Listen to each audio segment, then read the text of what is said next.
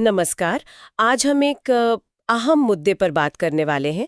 भारत में पेट्रोल के साथ इथेनॉल मिलाने की जो बड़ी पहल चल रही है उस पर हमारे पास जो भी जानकारी है अलग अलग स्रोतों से, उसके आधार पर हम ये समझने की कोशिश करेंगे कि ये पूरा इथेनॉल ब्लेंडिंग प्रोग्राम, जिसे ईबीपी कहते हैं, आखिर है क्या, इसके बड़े लक्ष्य क्या हैं, दावे क्या हैं और ज़मीनी हकीकत क्या नज़र आ रही है। तो चलिए इस पर गहराई से बात करते हैं। बिल्कुल। और ये विषय महत्वपूर्ण इसलिए भी हो जाता है क्योंकि ये एक साथ कई चीजों को छूता है। हमारी ऊर्जा सुरक्षा का सवाल है, किसानों की आमदनी का मुद्दा है और पर्यावरण पर इसके असर की भी बात होती है। और हाँ, हाल फिलहाल में सरकार ने कुछ बड़े लक्ष्यों को समय से पहले हासिल करने का दावा भी किया है, तो चर्चा और भी तेज हो गई है। हाँ बिल्कुल। तो सबसे पहले शुरू करते हैं इसी से। ये E20 पेट्रोल जिसकी आजकल बहुत चर्चा है, ये आखिर है क्या चीज़? ये काम कैसे करता है? थोड़ा आसान शब्दों में बताइए। एक T20 मतलब है 20% इथेनॉल और 80% पेट्रोल। बस यही है इसका मतलब। इथेनॉल आप समझ लीजिए एक तरह का अल्कोहल ही है, और हमारे देश में ये मुख्य तौर पर या तो गन्ने के शीरे से बनता है या फिर अनाज से, जैसे मक्का हो गया या कभी कभी चावल, या जो अनाज खाने लायक नहीं रहता, खराब हो जाता है, उससे भी बनाया जा रहा है। और इसको पेट्रोल में मिलाने के पीछे सरकार की कई बड़ी रणनीतिक वजह हैं। हाँ वो तो है।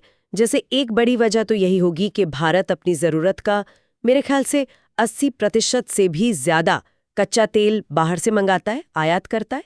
तो ये उस निर्भरता को कम करने का तरीका है ना? बिल्कुल सही पकड़ा आपने। सबसे बड़ा मकसद यही है, ऊर्जा सुरक्षा।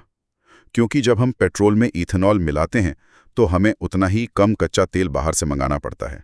और अगर आंकड़ों की बात करें तो ऐसा सुनने में आ रहा है कि 2014 से लेकर अब तक इस एक चीज से करीब 1.36 लाख करोड़ रुपए की विदेशी मुद्रा बची है देश की। अच्छा, ये तो काफी बड़ी रकम है। जी हाँ। और दूसरा बड़ा फायदा सीधा किसानों को है, खासकर जो गन्ना उगाते हैं या मक्का, चावल जैसे अनाज उगाते हैं। उन्हें इथेनॉल बनाने वाली कंपनियों को अपनी फसल बेचने का एक पक्का बाजार मिल गया है। अनुमान है कि इस रास्ते से किसानों की जेब में करीब 1.18 लाख करोड़ रुपए की अतिरिक्त कमाई पहुंची है। और पर्यावरण वाला एंगल, क्या ये वाकई में पेट्रोल से ज्यादा साफ ईंधन है? हाँ, तुलनात्मक रूप से देखें तो इथेनॉल थोड़ा बेहतर जलता है। इसमें ऑक्सीजन होता है ना, तो कंबशन यानी दहन पूरा होता है। इससे कार्बन मोनोऑक्साइड जैसी जो जहरीली गैसें हैं, उनका उत्सर्जन कम होता है। और दावा ये भी है कि इस पूरे कार्यक्रम की वजह से अब तक लगभग 70 मिलियन टन कार्बन डाइऑक्साइड का उत्सर्जन कम हुआ है।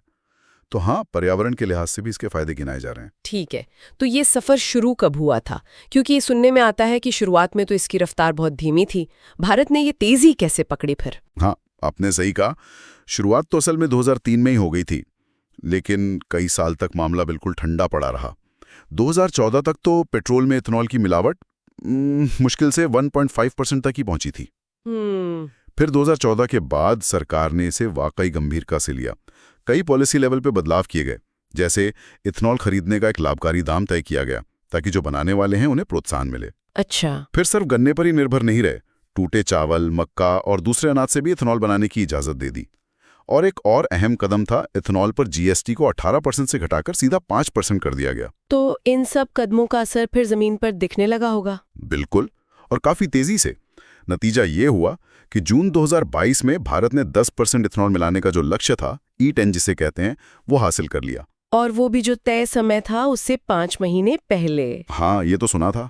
और अब तो दावा ये किया जा रहा है कि 2025 में ही हम 20% मिश्रण यानी E20 का लक्ष्य भी हासिल कर लेंगे, जबकि पहले ये टारगेट 2030 का था, 5 साल पहले। जी, 5 साल पहले। और इथेनॉल का उत्पादन देखिए, 2014 में जहां सिर्फ 38 करोड़ लीटर था, वो 2025 तक बढ़कर 661 करोड़ लीटर होने का अनुमान है। ये वाकई में एक बहुत बड़ी छलांग है। ये आंकड़े तो सुनने में बहुत प्रभावशाली लगते हैं, लेकिन अक्सर ऐसा होता है कि जब कोई इतनी बड़ी नीति लागू होती है तो कुछ सवाल भी उठते हैं, कुछ चिंताएं भी सामने आती हैं। जैसे गाड़ियों पर इसके असर को लेकर, खासकर माइलेज को लेकर काफी लोग बात कर रहे हैं। इसमें कितनी सच्चाई है? हाँ, ये एक बड़ा मुद्दा है और व्यावहारिक मुद्दा है। कई गाड़ी मालिकों ने ये शिकायत की और ये बात सामने आई है कि E20 पेट्रोल इस्तेमाल करने से उनकी गाड़ी का माइलेज पहले से कम हो गया है।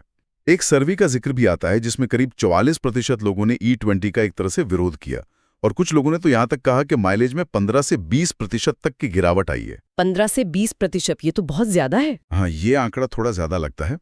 सरकार खुद भी मानती है कि माइलेज में थोड़ी कमी आ सकती है, शायद 3 से 6% के आसपास, और ये असर पुरानी गाड़ियों में शायद थोड़ा ज्यादा महसूस हो। साथ में ये भी कहा गया है कि जो पुरानी गाड़ियां हैं उनमें शायद 20-30 हज़ार किलोमीटर चलने के बाद कुछ रबर या प्लास्टिक के पुर्जे बदलवाने पड़ सकते हैं। हालांकि सरकार कहती है कि वो बहुत महंगे नहीं होते। लेकिन इससे गाड़ी के इंजन को कोई बड़ा खतरा या नुकसान तो नहीं है? सेफ्टी का कोई इशू? नहीं, सरकार का यही कहना है कि इंजन को कोई बड़ा ढांचागत नुकसान या कोई सुरक्षा से जुड़ा खतरा नहीं है E20 से। और अप्रैल 2023 के बाद जो भी गाड़ियां बन रही हैं वो तो पूरी तरह से E20 कंपैटिबल है, मतलब इसके अनुकूल ही बनाई जा रही हैं। लेकिन हाँ, वो माइलेज वाली जो चिंता है वो वास्तविक है और आम उपभोक्ता के लिए मायने रखती है, ये बात तो है। बिल्कुल। एक और जो गंभीर चिंता या बहस का मुद्दा है वो है फूड वर्सेस फ्यूल वाला, मतलब खाना बनाम ईंधन। कि क्या हम ईंधन बनाने के लिए उन फसलों का इस्तेमाल कर रहे हैं जो खाने के काम आ सकती हैं? क्या ये हमारी खाद्य सुरक्षा के लिए आगे चलकर कोई खतरा बन सकता है? देखिए, ये शायद इस पूरी पहल का सबसे जटिल या कहें कि संवेदनशील पहलू है, क्योंकि 20% मिश्रण के लक्ष्य तक पहुंचने के लिए वाकई बहुत बड़ी मात्रा में गन्ना और अनाज, खासकर आजकल मक्के का इस्तेमाल ज्यादा हो रहा है, वो चाहिए होगा। तो ये चिंता बिल्कुल जायज़ है कि कहीं ऐसा ना हो कि हम ईंधन बनाने के चक्कर में खाने के लिए अनाज की उपलब्धता कम कर दें या फिर उनकी कीमतें बढ़ जाएं। हाँ, और पानी का मुद्दा भी है शायद। गन्ना तो बहुत पानी लेता है। बिल्कुल, गन्ना पानी बहुत मांगता है। तो जहां पानी की कमी है वहां गन्ने की खेती बढ़ाना कितना सही है, ये भी एक सवाल है।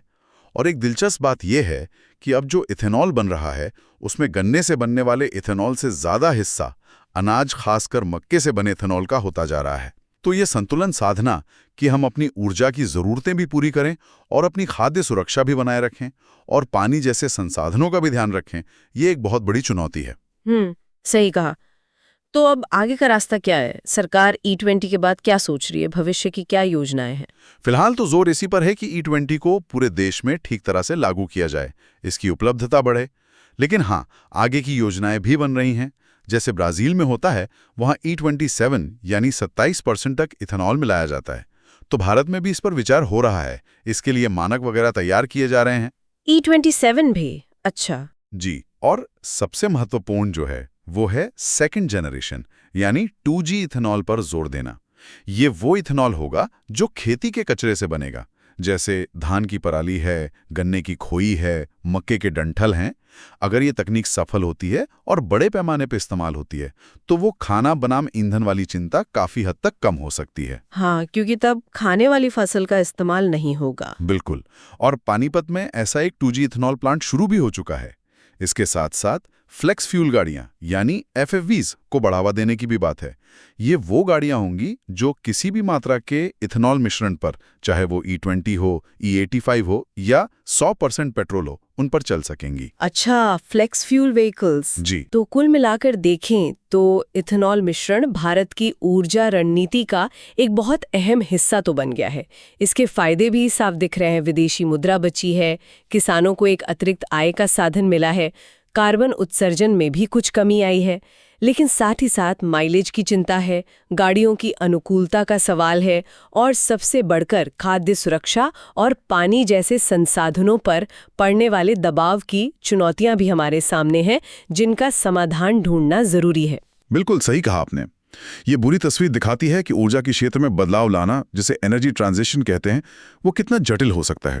इसमें एक तरफ फायदे होते हैं तो दूसरी तरफ नई चुनौतियां भी खड़ी हो जाती हैं, और सही संतुलन बनाना ही सबसे महत्वपूर्ण काम होता है। हाँ, और यहाँ शायद सोचने वाली बात ये रह जाती है कि जैसे जैसे भारत अपनी बढ़ती ऊर्जा ज़रूरतों को पूरा करने के लिए और स्वच्छ ईंधन की तरफ जाने के लिए नए नए रास्ते तलाश रहा है, वो इस विकास की दौड़ में पर्यावरण की रक्षा करने की जिम्मेदारी और अपने करोड़ों लोगों की जो बुनियादी ज़रूरतें हैं जैसे भोजन और पानी, इनके बीच सही तालमेल कैसे बिठा पाएगा, ये एक बड़ा सवाल है। निश्चित रूप से।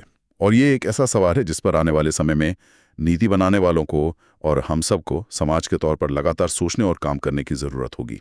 इस गहरी और अहम चर्चा में शामिल होने के लिए आपका बहुत बहुत धन्यवाद। धन्यवाद। अगली बार फिर मिलेंगे एक नए विषय के साथ। तब तक के लिए अलविदा। अलविदा।